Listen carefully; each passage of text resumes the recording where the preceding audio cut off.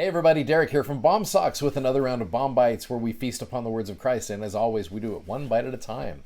So one of Jesus' parables is explained really well in section 86 of the Doctrine and Covenants. Now first of all, let me show you this. This is a nice field of wheat. It's wheat that is growing, you've seen that. Here are tares. If you look, let's throw them side by side for a minute here. There is a problem, isn't there? You look at the wheat and the tares. Now the wheat is a staff of life. It's something that can be used to be able to give people food. Tares are like darnel, very poisonous type of grass that can actually choke out the wheat. Problem is they look the same.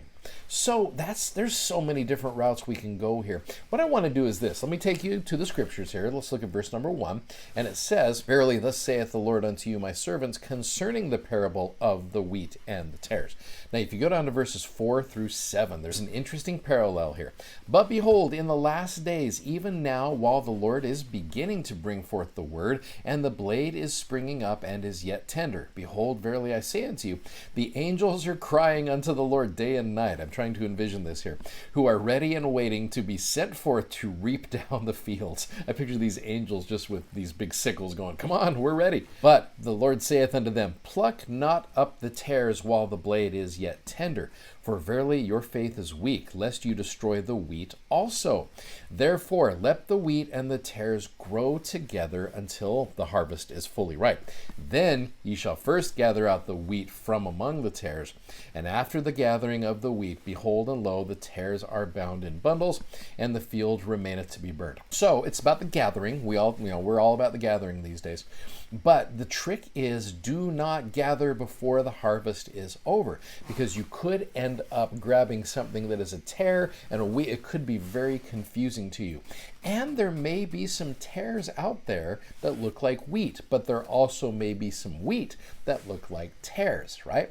So meaning, like, we can't sit there and make judgments on people by the way they look. We can't look at that person and be like, oh, that person right there will absolutely join the church, but that person will not. We cannot make those judgments. That's not our job to be able to do that, because you might be looking at someone who is wheat, but they look like a tare, and vice versa as well. You might have someone who looks, really good on the outside, but inside they are dark and it's just not good. So that's why it's so important to really have the Spirit with us to understand that. And I think all of us know someone, if you were to look at them on their outward appearance, that, they're like, oh, why would they join? No, don't even do that. That is not healthy. Don't even do that. You don't know the heart of that individual. You don't know what the Lord is going to do with that person. So one of the verses I've got here as a cross-reference is 3 Nephi chapter 18, verse 32, which says, "Nevertheless, ye shall not cast him out of your synagogues or your places of worship, for unto such ye shall continue to minister.